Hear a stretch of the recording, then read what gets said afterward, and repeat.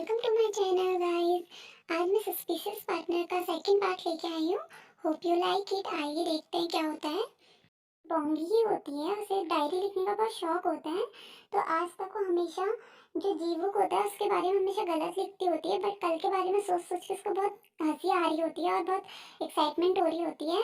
जिस जब उसे याद आता है कि जब वो उससे किस करने वाली थी और जब उसे कैसे किस करने के लिए वो करीब आए थे, वो सब चीज़ें याद करके उसको बहुत अच्छा लग रहा होता है। वो ऐसे धड़ाम करके गिर जाती है और जैसे ही उसकी नींद ओपन होती है तो खुद उठती है तो उसे बहुत गर्मी लगने लग जाती है। तो गर्मी होती है तो बाहर जाने लग जाती है अपने खिड़की के पास थोड़ा हवा खाने के लिए, ताकि वो थोड़ा शांत हो सके। और ऐसे ख्याल उसके जैसे ही वो हवा खा रही होती है, बाहर पे देख रही होती है, तो उसी टाइम पे उसके छत सामने वाले छत पे एक काले कपड़ों में एक आदमी होता है जो एक ग्लास को ऐसे घसीट रहा होता है, उस टैंकी में डाल रहा होता है। तो जो जो मर्डर करने वाला होता है, जो कातिल होता है, उसकी नज़र बोंगी पे पड़ जाती है। उसे लगता है जो बोंगी है उसने उसे देख लिया है, तो वो डर के मारे उसके घर की तरफ भागता है। बट जो बोंगी होती है उसने तो कॉन्टेक्ट लेंस पहने नहीं होते, तो उसको कुछ दिखाई नहीं देता। बट जो मर्डर है उसके बोंगी के घर पे उसका एक्स बॉयफ्रेंड आया होता है जिसने उसे चीट किया होता है, और उससे बोलता है कि इसने तो पासवर्ड भी चेंज नहीं किया, और उसके पासवर्ड को ओपन करके उसके घर के अंदर घुस जाता है। तभी पीछे से कोई आता है अचानक से।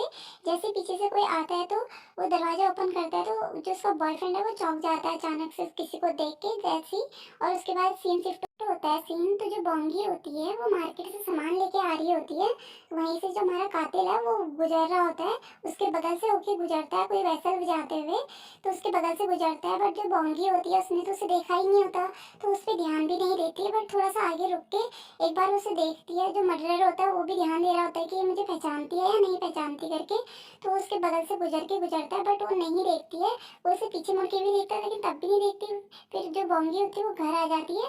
वो जैसे ही सामान को रखती है तो वो सीधे लाश से टकरा के नीचे गिर जाती है। और जैसे ही वो देखती है कि लाश किसकी है, तो उसका एक्स बॉयफ्रेंड की लाश होती है। उसे देख के वो चौंक जाती है, और जैसे उसके हाथ नीचे गिरे होते तो उसके हाथ में पूरा खून ही खून लगा होता है। वो अपने हाथों को देख के चौंक जाती है पूरा कि इसका खून हो गया करके, वो एकदम से डर जाती है।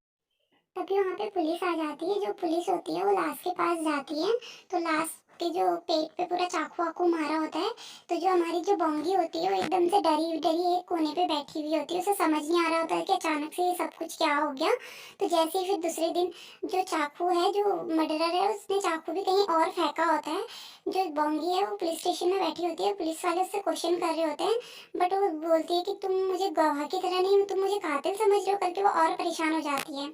तभी वहाँ पे जो उसका एक्स बॉयफ्रेंड था उसकी गर्लफ्रेंड आ जाती है और उस पर गुस्सा करने लग जाती है कि तुमने ही मेरे बॉयफ्रेंड को मार रखा है करके। तो वो उससे बोलती है कि मैंने उसका खून नहीं कर रखा है, तुम समझो। सीन शिफ्ट होता है, हमें एक बाबा को दिखाया जाता है। जो बाबा एक बच्चे को समझा रहे होते हैं कि बेटा अगर तुम बड़े हो गए तो एक औरत है जिससे तुमको दूर रहना है, क्योंकि वो औरत अगर तुम्हारी लाइफ में आएगी तो तुम्हारी जो पूरी लाइफ है वो चेंज हो जाएगी, एक तरह से पूरी बर्बाद हो जाएगी। तो बच्चा होता है वो भी एकदम गौर से उसकी बातों को सुन रहा होता है।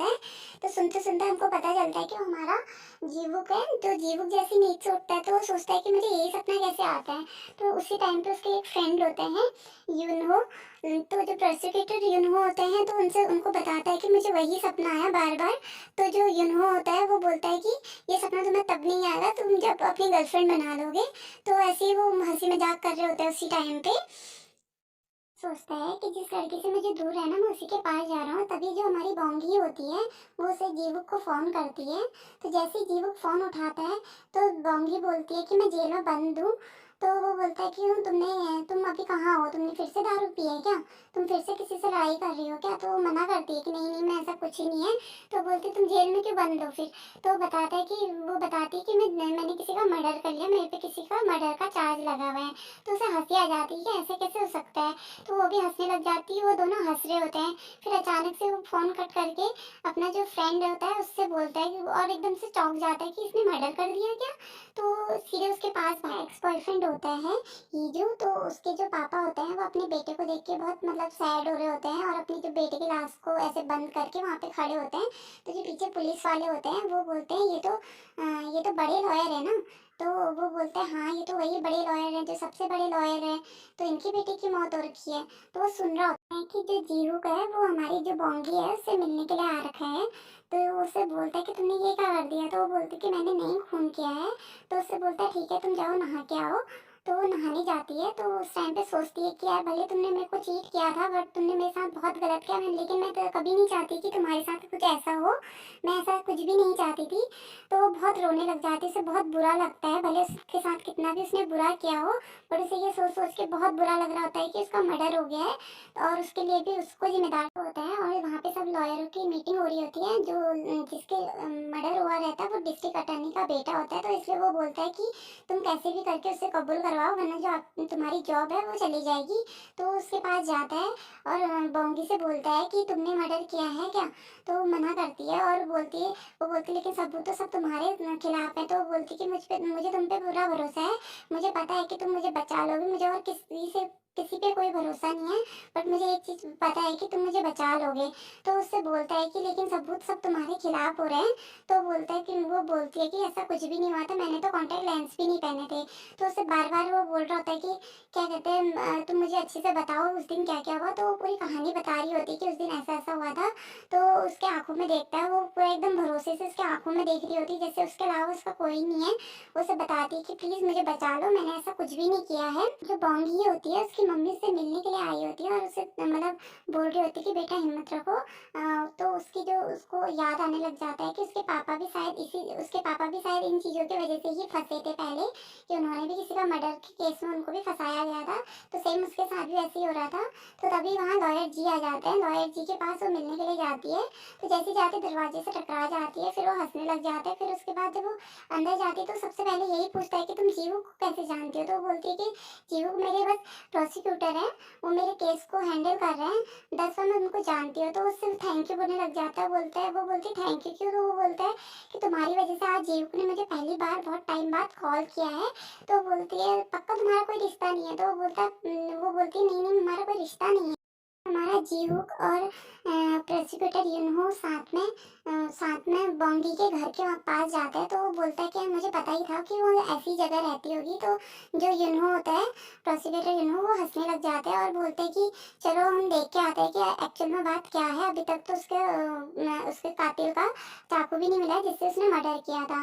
तो वहाँ अंदर जाता है, तो वहाँ देखता है, पूरा अच्छे से देखता है, सब जगह देखते हैं।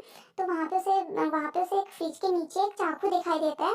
तो वहाँ से वो चाकू को जैसे चाकू को देखता है तो वो बोलता है कि शायद इसी चाकू से उसका मर्डर हुआ है। तो जैसे ही उसको देखता है तो जो यन्हो होता है वो अचानक से पीछे को मुड़ के देखता है और बोलता है अच्छा इस चाकू से उसका मर्डर हुआ है, तो जो दूसरा चाकू हमें जंगल में मिला है तो वो कौन सा चाकू है? तो बोलता है कि इस बारे में किसी को पता नहीं चलना चाहिए कि हमें दो चाकू मिले हैं। तो वहाँ फॉरेंसिक लैब में जाते हैं और उससे बोलते हैं कि इस वाले जो चाकू को तुम अलग से करना, उसको इसके बारे में किसी को पता नहीं चलना चाहिए, और इस वाले को अच्छे से चेक करो और दोनों को चेक करके मुझे बताना, और बाकी किसी को पता नहीं चलना चाहिए कि हमको दो चाकू मिले थे। जो लॉयर जी होते हैं उनका शायद पुराना कोई झगड़ा होता है, जिसकी वजह से जो जीवू को होता है वो बिल्कुल लॉयर जी को ध्यान नहीं देता। सबको कोर्ट पे सुनवाई होती है। तो जो उसकी जो एक्स बॉयफ्रेंड होता है, उसकी जो गर्लफ्रेंड होती है, वो बोलती है कि जब भी हम दोनों डिनर करते थे या जब भी हम साथ में रहते थे, ये हमेशा उसको मारने की धमकी दिया करती थी। हमेशा ऐसा बोला करती थी कि अगर ये मेरे हाथ लग जाए तो मैं इसे मार दूंगी। तो उसे बहुत गुस्सा आता था और ये हमेशा हमें गुस्से से घूरते रहती थी और हमें बोलते रहती थी कि मैं इसको जिंदा मार दूंगी, और मेरी नज़र हमेशा तुम पे है, और हमेशा हमको डराते रहती थी। तो जो लॉयर जी होते हैं वो उससे बोलते हैं कि ऐसे तो तुम भी जब वहाँ पुलिस स्टेशन में गई थी तो तुमने भी तो यही बोला था ना कि मैं तुम्हें जिंदा मार दूंगी। तो ये तो नॉर्मल सी बात है कि जब किसी को गुस्सा आता है तो नॉर्मली बोलता है। तो फिर उसकी बोलती बंद हो जाती है, वो कुछ बोल नहीं पाती है आगे। तो लॉयर जी बोलते हैं कि ये नॉर्मल सी चीज़ है कि कोई भी गुस्से में कोई किसी के साथ गलत हुआ हो तो ये चीज़ें बोल सकता है। न्यूज़ फैल जाती है कि डिस्ट्रिक्ट अटॉर्नी की बेटे की मौत हो गई है, और वो बड़े बाप के बेटे के मौत होने की वजह से हर जगह पूरी एकदम से हर चीज़ एकदम वायरल हो जाती है, एकदम न्यूज़ में आ जाती है। जो बोंगी होती है उसके बारे में भी पूरा न्यूज़ में आने लग जाता है। तो बोंगी एकदम डर के बैठी होती है। तभी जो हमारा जीवुक होता है वो उठता है, और उसका पास्ट में दिखाया जाता है कि उसके जो पापा थे वो भी एक प्रोसिक्यूटर ही थे। तो उनको बहुत पसंद, वो इसलिए वो भी प्रोसिक्यूटर बनना चाहता था, उसको भी न्याय बहुत पसंद था। तो उसके जो पापा थे उनकी डेथ भी लास्ट एक केस की वजह से ही हुई थी। तो वो चाहता था कि वो अपने पापा की तरह बने। तो उसको डिस्ट्रिक्ट अटॉर्नी की बातें भी याद आ रही होती हैं, तो वो अपनी जॉब को दांव पे लगा के अपने पापा के नक्शे कदमों में चलने के लिए वो करता है, ना कि डिस्ट्रिक्ट अटॉर्नी की बात मानता है। तो उसी टाइम पे वो दूसरा चाकू उनको दूसरी जगह से मिला हुआ होता है, उस वाले चाकू को पेश कर देता है, जिसकी वजह से जो हमारी बोंगी है वो बच जाती है। वो अपनी माँ के साथ रात को ऐसे लेटी हुई होती है और अपनी माँ से बोलती है कि जो प्रोस्टिक्यूटर जीवुक हैं, उनको मैं पहले कितना गलत समझती थी, वो कितने अच्छे हैं, उन्होंने आज मेरी जान बचाई है। और वो अपनी डायरी में जहाँ पे उसने जीवुक के बारे में गलत गलत लिखा होता है, तो उसमें अच्छा अच्छा लिख के फिर खुश होने लग जाती है और सोचती है कि मुझे लगा नहीं था कि मुझे फिर से प्यार होगा, और उसे फिर से उससे प्यार हो जाता है।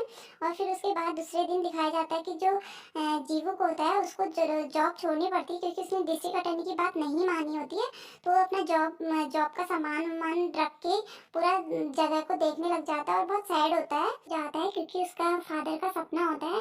और वहाँ से जो हमारी बोंगी होती है वो उसको फिर से प्यार हुआ होता है, तो वो उसे अपने प्यार का इजहार करने के लिए उसके पास आ रही होती है। तभी उसके ऑफिस के बाहर पहुँच जाती है, और जो हमारा जीवुक होता है वो पूरा अपना सामान वामान लेके बाहर आ रहा होता है। तभी वो बोंगी की नज़र जीवुक पे पड़ती है। और उसके बाद नेक्स्ट एपिसोड में आपको